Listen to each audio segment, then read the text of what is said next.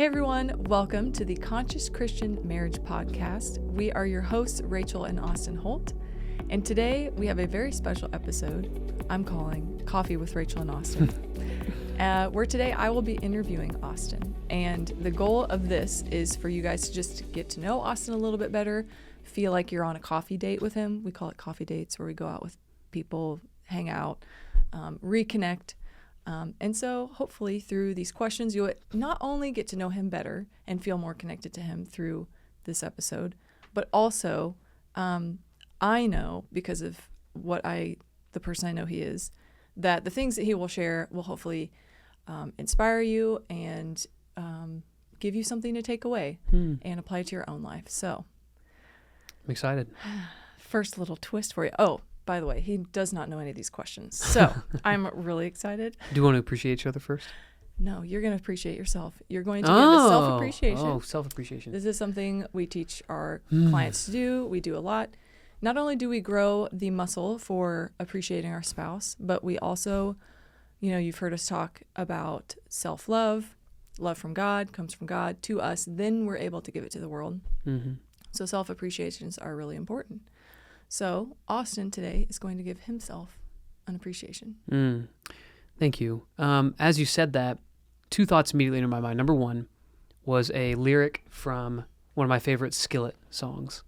So Skillet is a Christian rock band. I swear that band just really got me through my, mid to late, teen angst, woe years, but I think it's the song Open Wounds, but he said there's something deep inside that keeps my faith alive.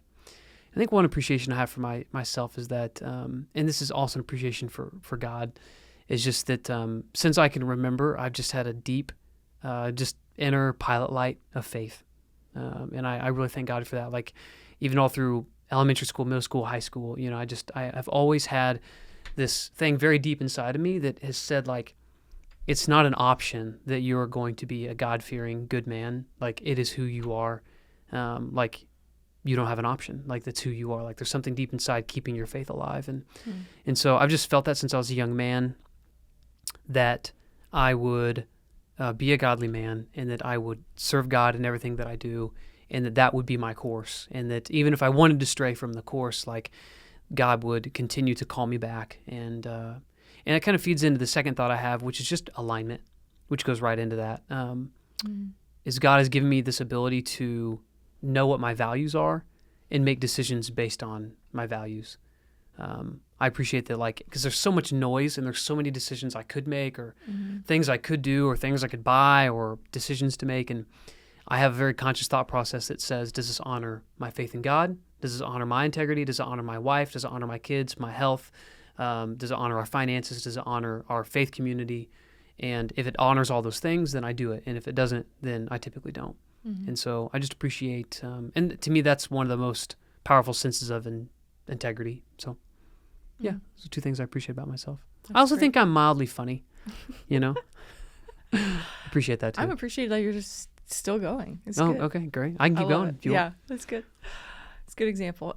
Okay, so the first question, you often say to clients when you're teaching them or in different coaching scenarios, you say that your greatest weakness can be a pivot away from your greatest asset or strength.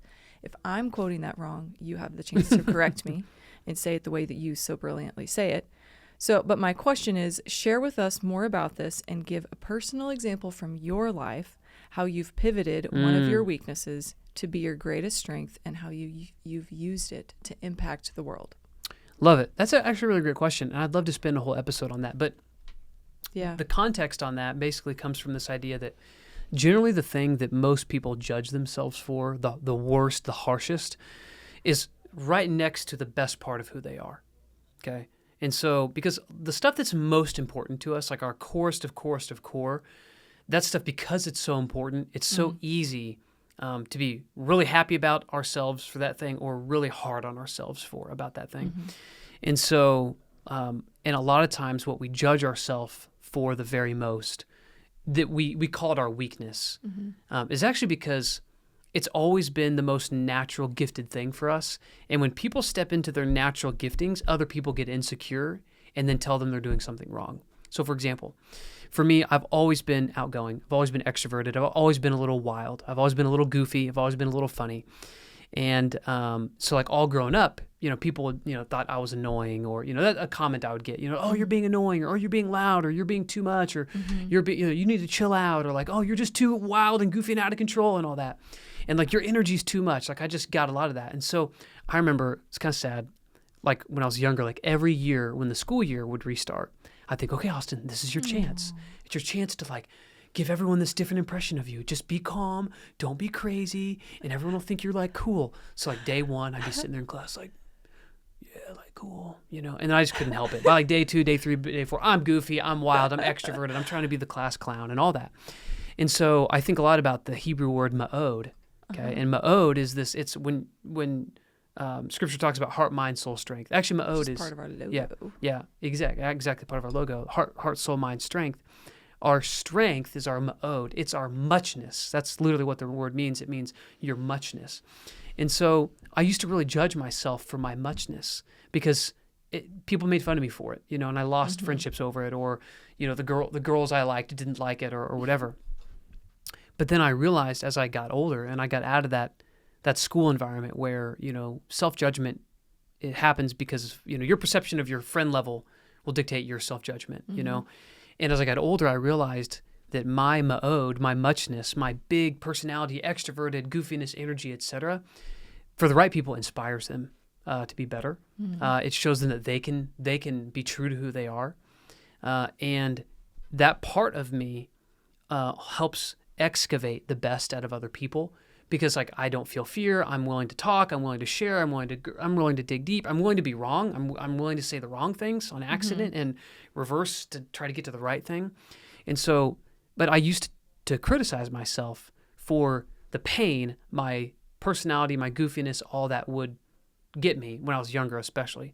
And now, as an adult, I'm like, hey, if you enjoy being around me, great, be around me. If you don't, that's okay. There's other guys like me that might have a personality that you like to be around more, so go be around them. Like that's totally fine. And so I always tell people that this is another way to look at it. Like jealousy and inspiration are like just a very thin line apart. And so I want people to be the people that I want to appeal to. I want those people to be inspired by me.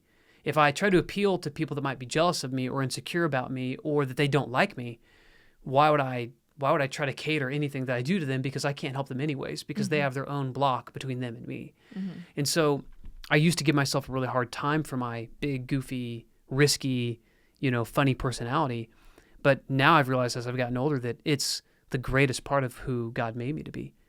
He made me to try to draw out in others. And so some people, when they get around me, they'll get kind of critical of me and kind of take a little shot at me. And I don't even respond. I'm like, I love it, because I'm like, okay, good. I'm maybe triggering a little something in them, and that's fine. And so, but then other people that get around me, they'll feel lovingly challenged by maybe my level of confidence or extroversion or excitement, and then it stirs up something good in them. Yeah. And so I've realized that's one of my superpowers. But for most people, and I mean 99% of people, the thing that you judge yourself for the very most is coming from the same place in you that's probably the best part about who you are. Maybe you judge yourself for being really critical of others. Well, maybe you're really precise, and maybe you're really detail-oriented in a good way. Like maybe you're really, really good at problem solving and becoming efficient and increasing efficacy and approach. But maybe your whole life, that part of you was just used in a slightly different way that got you in trouble because people just thought you were critical. And so maybe you've always given yourself a hard time for that, but maybe that's coming from a place in you that is like some of your strongest, most God-given talents. So I just encourage people to, take a step back and realize that the part of you that you've probably been the hardest on is coming from a place of actually great strength or great talent or great passion. And if you can modulate that a little bit, you might be able to really use it for the kingdom of God, for your own life, and to help other people, and to find more, significance. So yeah, I love that. Thank you for sharing that.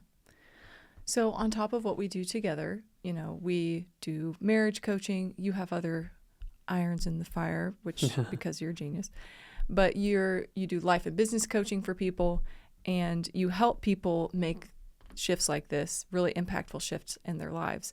And so I want to ask you, what are some of the most common and biggest shifts that clients need to make, whether it's in their personal life or in business, because we know it all kind of meshes together. And what are a few practical things that you teach to help them get those shifts? So if you think in overarching, like all your years of helping people in business and personal life, what are some of the main things that usually pop up with people? Because typically, maybe some of our listeners could really benefit from hearing this because they're so common. So what are some of those common things, and what are some of the shifts that they can make? So common shifts that make the biggest impact, and what are some tactical steps to get there? You can just pick one if you want. Sure. I have like 7. I'm trying to pick one. I think number 1 would be identity. Identity is everything. Who you believe you are is who you will be. Who you believe you are is who you'll live up to. Okay. If you think you're a good dude or a good girl, you'll generally do good things. If you think you're a bad dude or a bad girl, you'll generally do bad things, because the brain loves continuity. The brain does not want to be out of continuity with itself. Okay. If you think you're a good person, you'll generally do good things. And when you do good things, you'll get good results. And when you do good results, you'll have good evidence. And then that evidence backs up the initial belief. Okay. It's kind of a little bit in the cognitive model. And the inverse is, if you think you're a bad person, you'll generally do bad things. You'll get bad results. Okay. And then you'll have bad evidence, or good evidence that supports the initial belief is that you're not a good person. And so what I like to help people do when I first work with them is help them establish their own sense of identity. Because who you believe you are, again, is who you will live up to. If you believe you're a man of God, you'll live up to it. If you believe you're a woman of God, you'll live up to it. But if you think, once I do all these things perfectly and have all these accomplishments and get recognized by my pastor and have a trophy on my desk and $1 million in the bank and all that, if you think to yourself, once I have all that, then I'll think I'm a man of God, you'll never, ever get there. Because if you put actions before identity, then the actions will never be enough to get the identity, because there's always going to be someone better than you. Okay? So like if you're a man and you're wanting to think of yourself as strong, and if you say, well, once I can bench press 250 pounds, then I'll believe I'm a strong man. Right. That's putting identity ahead of actions or behavior. And so then once you finally get to 250, you're going to realize there's other dudes in the gym benching 300, 350, 400, 500 like I do. Just kidding. And so then you're going to be like, well, man, now that I'm here, I see this guy over here benching 350. He's a strong man. So I got another 100 pounds to go before I can give myself the title strong man. And if you do that, you will be depressed. The journey to change will be miserable when you try to earn the title versus live up to the title. Same thing, like if you want to be a doctor, and if you say, I'm not going to be a doctor, a healer, I'm not going to help people feel better until I go to medical school, complete residency, pass all my boards, and get hired on as a doctor, only then will I ever be a doctor. And I'm speaking in the more sense of like the heart behind being a doctor, not the MD legal doctor. I'm not talking about that. Yeah. Like, let's just use the word healer. If you say, once I go do all that, then I get to be a healer, it's a long, miserable path. But if you say, because I am a healer, I'm going to go to medical school. Because I am a healer, I'm going to become a doctor and help people, then the journey goes a lot faster. It kind of goes back to, if anyone remembers the book or the movie,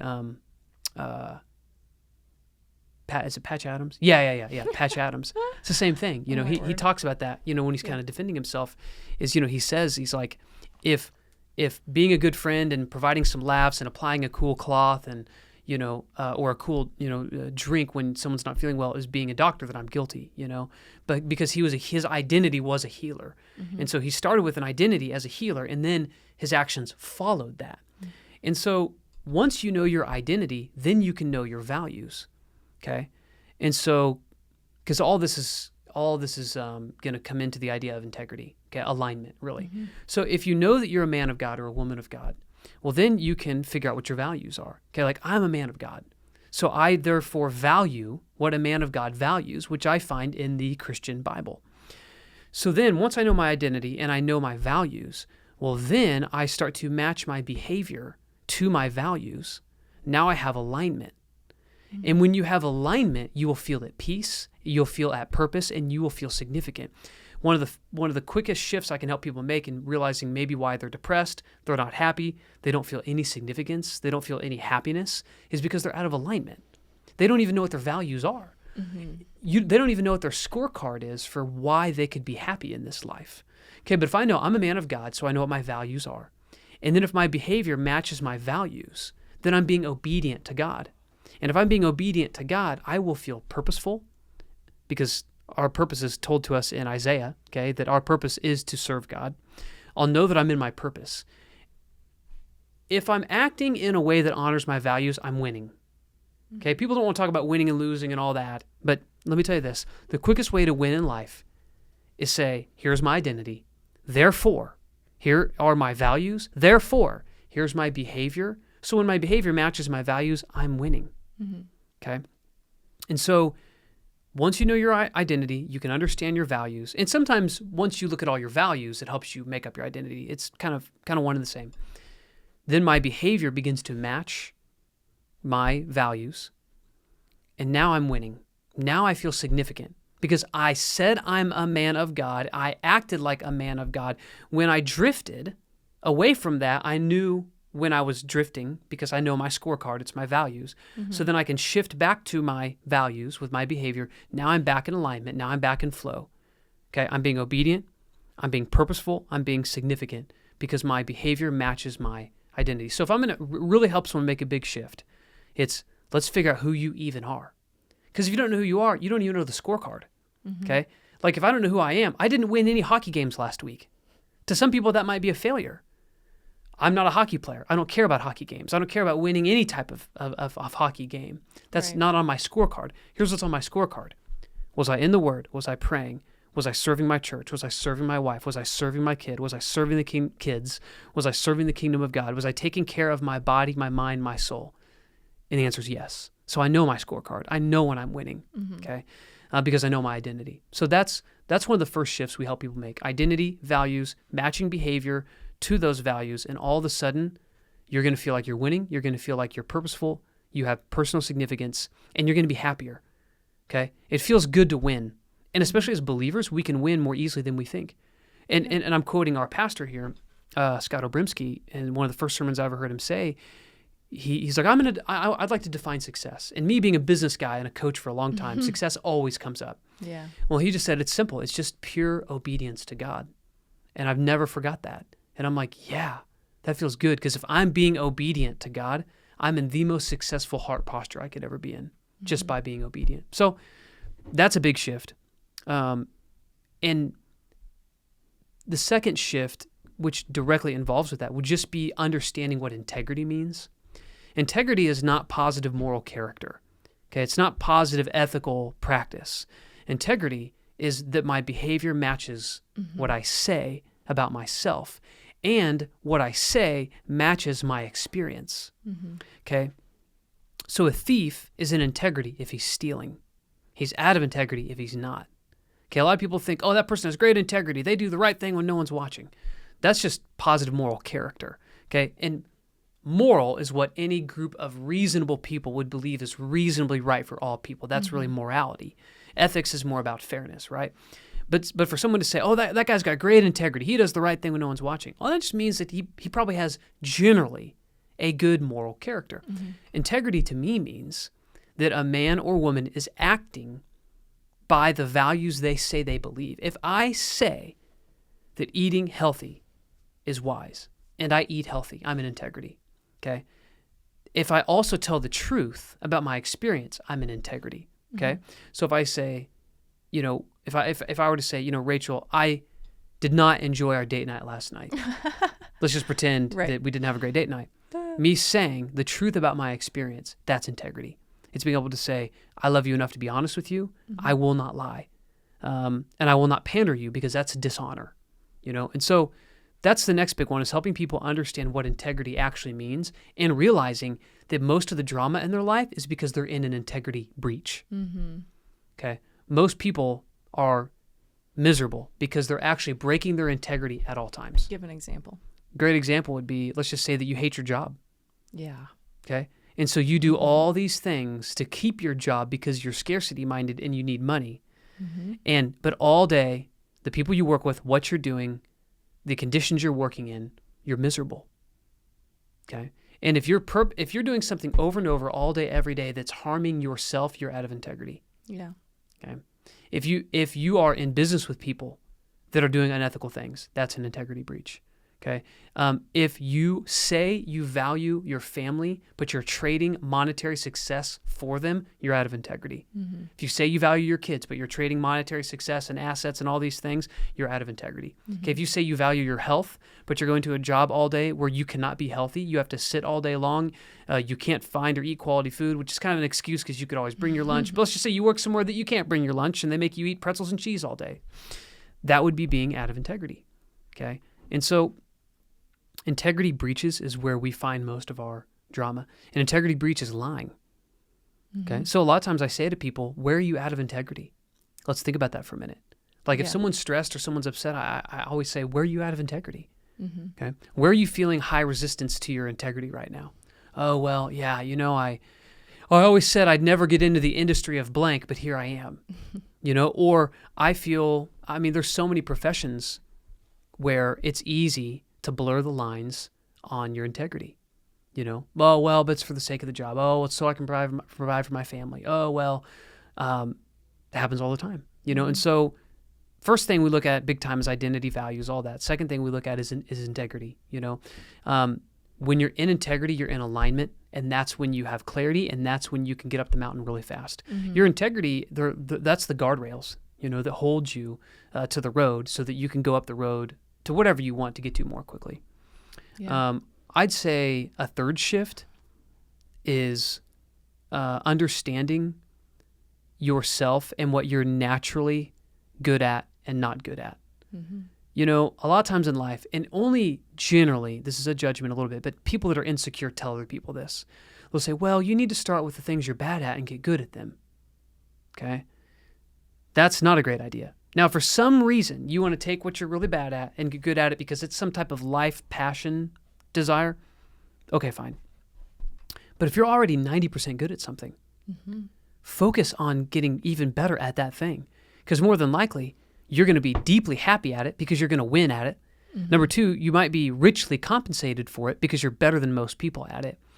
And three, you're just going to enjoy yourself more because you're going to have less resistance. So a lot of times when we're helping people make shifts in their personal life, their business life, all those things, we want people to know themselves. If you're naturally a great public speaker, become an excellent public speaker. If you are petrified to ever speak in front of someone, well, let's find a deep way for you to feel fulfillment, not public speaking, because maybe you're great at something else, And so, because if you're winning, you get dopamine, okay? And if the dopamine cycle is moving in your brain, which the dopamine cycle is pretty simple. It just works like this. I say I'm going to do something. I do it. I then feel good about it intrinsically, which means, hey, good job, Austin. You succeeded. Then that gives me this little reward, okay? And then I have the confidence to do something more significant because I won the last time I tried. So now I'm going to try again on a bigger scale, and I'm going to win bigger. When you say to yourself, I'm on a roll, it's because you're on a roll because your dopamine cycle is growing and expanding and growing and expanding and growing and expanding. And so if you want to get a lot of momentum in life and get really excited about things and win really fast and help a lot of people, start with what you're really, really good at and win at it. Because when you win, you'll win bigger and bigger and bigger and bigger and bigger. There's nothing more frustrating. It's like I'm a really great snow skier. And it's ironic because I'm a really good skateboarder. But I'm a really good snow skier. The first time I tried snowboarding, I fell and I thought I broke my wrist within 5 feet. And I was like, I'm a bad snowboarder. I've never tried again because I don't care. I don't have dreams to become a great snowboarder. So I'll get on skis and just go tear it up on the skis. And I have more fun because I'm winning. I'm getting dopamine. And if you can get into a dopamine groove, as I call it, or if you can get on a roll with your dopamine, you'll climb mountains fast. Love it. Yeah. Love that. So the next question is kind of just honing this in a little bit deeper, specifically to men. So you coach a lot of men. Every Monday you're doing husbands coaching calls with everyone in our CCM membership program. You have coached men for over a decade. What is what is a shift that every man can make? So I know you just said these general shifts in life in general, but something that men typically struggle with that you specifically help them grow through. Share a little bit about that and how you help them grow. I would say, if I were talking to the general man, I would say the number one shift he can make, other than doubling down on his faith in every aspect. I mean, I want that to kind of be like a baseline. I hope everyone listening to this today knows that part of my baseline answer is be a really reverent man of God. You know, be in the Word, be praying, be relying on God, be asking for the miraculous from God. You know, become a student of Christianity. Second to that is to be impeccable with your word. That'd be my big answer, which means it's realizing that how you do everything is how you do everything. And how you do one thing is how you do everything. And so if you're willing to lie on a microscopic level about anything, or if you're willing to break a commitment, small, medium, big, you'll be willing to do it everywhere. It's just an eventuality to when it's something that really matters. And so to have impeccable integrity and to be impeccable with your word means that I'm going to tell the truth no matter what. I'm going to honor my word no matter what. Because if you cannot be trusted, you really can't be utilized for anything, and you will not get the connections you seek with those you love. If you can't trust me, then you can't take anything I say seriously. You know? I was going to say specifically for wives, to be able to trust their husbands is huge. If my kids can't trust me, why would I ever think I could influence them for the rest of their life as children? If my clients can't trust me, why would they continue to pay me to help their lives become better and better?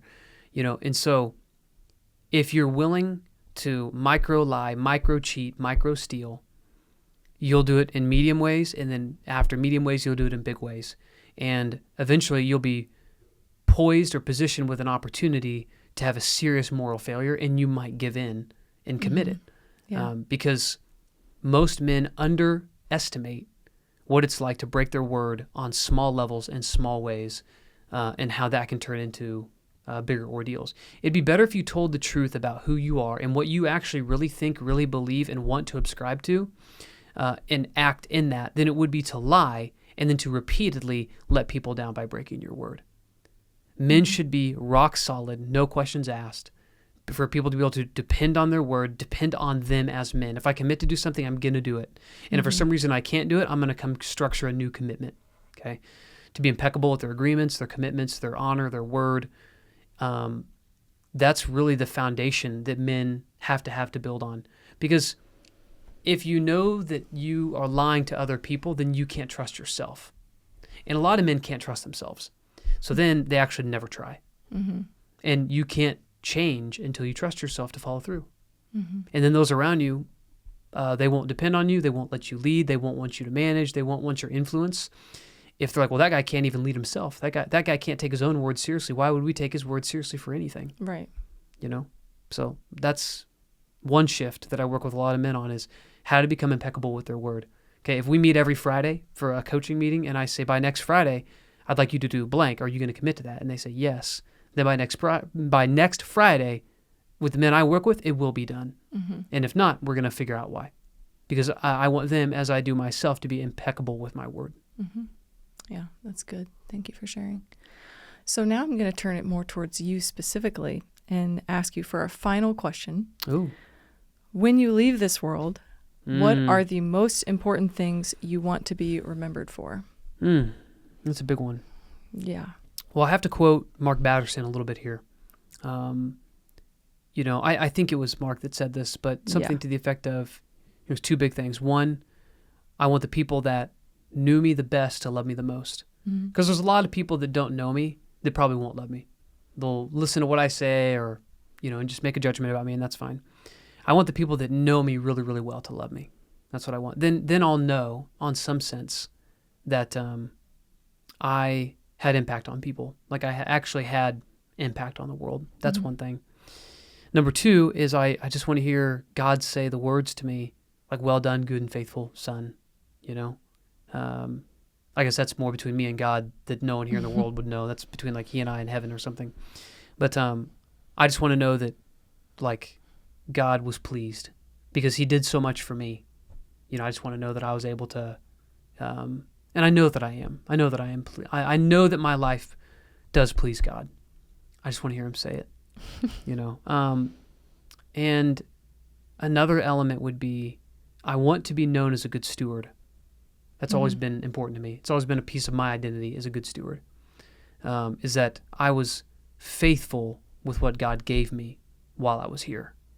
So like, let's just say that, you know, people are at my funeral, which is not going to be a traditional funeral. It's going to be more like a party. More like a party, yeah. And I want people to be able to get up there and faithfully say, like, man, God entrusted him with so much, and he stewarded it well. He helped people. He loved people. He gave to people. He impacted people with his time, with his heart, with his finances, with the wisdom God gave him. That's what I want to be remembered for. You know, I want my kids to remember that, you know, my dad was loving. He was kind. He was a protector. He was courageous. He wasn't afraid to run towards problems. You know, I want you to obviously feel the same way, you know, and you know, by the grace of God, we've experienced a lot of cool things in our marriage, you know, things like nice houses and cars, and we've owned a lot of businesses that have made a lot of money and stuff like that, and that's all been cool. Don't get me wrong. And God's been able to use that to help people in a different way, which is really cool. But that's not really what I want to be remembered by. You know, I mean, that's a facet of it. I am really inspired by the guy that created the Gathering Place in Oklahoma. So if anyone doesn't know what that is, check out the Gathering Place. Is it in Oklahoma City or Tulsa? Tulsa, I think. I think it's Tulsa. Yeah. My sister Jenna, my older sister Jenna, and her husband Trevor and their kids, they live in Oklahoma, and they told us about this place called the Gathering Place, and it's this guy, that real successful businessman, and he created this. Basically, it's almost like a Disneyland out there, but it's free, and it's truly incredible. And he left enough money in an estate to basically run this organization for like 100 or 200 years. It's a really, really cool story. And so I love legacy. I would love the idea that after I pass away, good things in the world would still be happening, whether that's just through you or through our kids or through our estate or our businesses or whatever. But I just want ultimately to be a lighthouse for God. I just want people to look at the way I live my life, and if they're not living for God yet, I'd want them to look at my life and second guess the way they're living theirs. I'd want them to look at my life and be like, you know, Austin does things this way, and he's really happy. He's really purposeful. He's unshakable in his integrity. He's unoffendable. He loves people with a huge heart. He gives things away with an open hand. And I wonder why he's like that. Like, I wonder what makes him tick. Why is he like that? Why is he so happy? Why is he so goofy? Why is he so excited about everything? You know, why does he have 1,000 hobbies so he can have 1,000 friends and do fun stuff? Like, why is he like that? And I want them to then get curious and then figure out that it's because the Holy Spirit lives inside me. You know, I want people to look at me, because business is not difficult. Making money is not difficult. Having a nice car, a nice house, or having things, none of that's that difficult. You know, it's what good is it if a man gains the whole world yet forfeits his soul? It's how to create a successful, purposeful life while not selling who you are to anything or to anyone. You know, it's how do you create a happy, successful, purposeful life while giving God the glory and not sacrificing your marriage, your kids, your health, your integrity to create that. And I want people to look at my life and be like, he does things differently and he's getting a different outcome. I want that outcome. And then I want them to see Jesus. I want them to be like, oh, that dude's a Christian. Like, oh, he's powered by God, you know, like, and it's not that he's some genius, because I don't think I'm some genius, you know. I just believe that I serve a really faithful God and he has plans for me, and I'm just trying to do my best to live into those plans. So I know it's a lot, but yeah, at the end of my life, I want those who knew me the best to love me the most. I want God to be proud of me. I want to be known as a good steward, someone who loved people without fear, someone who was willing to have hard conversations, face hard things, face trials, go through people's deepest, most gut-wrenching pain with love, without judgment, to help walk people through. Some people are in hell on earth. Mm-hmm. And I always want to be strong enough and brave enough to help people become healed in this life so that they can be effective for ministry now to recruit as many people as possible to be in the kingdom of heaven. Mm-hmm. That's very well said. Without further ado, it's just, there's no good way to even transition that because it was so deep and so good. So thank you. I really appreciate you sharing your heart and sharing, just sharing who you are with the world. And I'm super proud to be here interviewing you. So thank you. All right. So I know I said that it was our final question, but I'm going to sneak another one in there. What do you like to do for fun? Just so people can kind of get to know you. How much time do we have? just like 2 minutes. Like 2 minutes? Oh, shoot. Okay. Man. 30 seconds. Go. I'm a hobby guy. I love 3D printing. I love lasering. My favorite hobby is tactical work. So shooting, CQB, CQC, breach, training with guys. That's kind of my favorite thing. Night vision, out combing the fields at night, roaming the river in full gear. I love playing guitar. I play guitar, bass, drums, piano, mandolin. Love serving at church. I love cars. I love fast cars specifically. Love fast Chevys specifically. For all you Ford guys out there, love you. My brother-in-law, Austin, he's a Ford guy and I love him. But love tinkering, love hobbies, love shooting, love archery, love fishing. Was fishing yesterday. Caught a nice juicy 3-pound bass to kick off the season. I love cooking. I love cooking steak. You're good at it. Yes, thank you. I love cooking steak. I love making coffee. I like nerding out on health stuff. I love being on our farm, playing with our animals, playing with our kids, obviously being with you. Again, we serve a lot at church. We get to lead some pretty cool teams at church. I love marriage work. I love helping I love entrepreneurship, all the businesses we're involved with. My name comes from Augustine. Augustine to Augustus to Austin. And Augustine literally means to add to or increase in the lives of others in Latin. And that's what I love doing. I love adding to or increasing in the lives of other people. It fuels me. It excites me. It's a lot of fun. But I'm a lover of life. I love doing things. I love hobbies. I love having fun. And I love figuring things out really quickly. Like when I learned how to forge metal and I made a ring. It's not on me, but I love I'm going to learn how to forge metal. And people are like, well, you got to go study with a blacksmith for like a year. And I'm like, no, I'll figure it out. So then I get on YouTube, then I buy all the stuff. And then 2 days later, I'm forging rings in the garage. You made a replica of your wedding ring. Yeah. I think some of the times when I'm having fun that I feel the most alive or the most in my essence is when I hack something. Like when I learn to make knives or I learn to forge metal, or 3D printing, So, but yeah, I love having fun. Awesome. Thank you for sharing that with us. And thank you so much for being here on my podcast. Thank you for having me. I'll send you a bill. Yeah, perfect. Sounds good. But that leads us to our nonprofit shout out for the day. This is a couple who does missions work. Jeff and Esther McLaren. They are incredible people. Woo! They are from our church, but they are currently doing missions work in the world in South America. And we would love for you to go and donate to godsaidgo.org.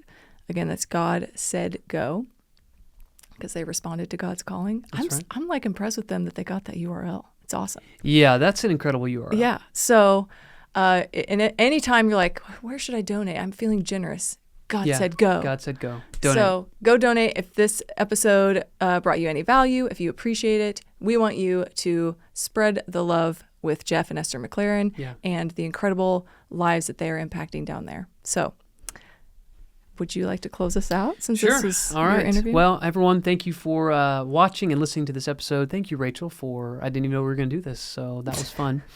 Thanks for hearing my heart, hopefully learning a little bit about me. If you would, please like, comment, subscribe, or whatever it is on whatever platform you're listening or watching.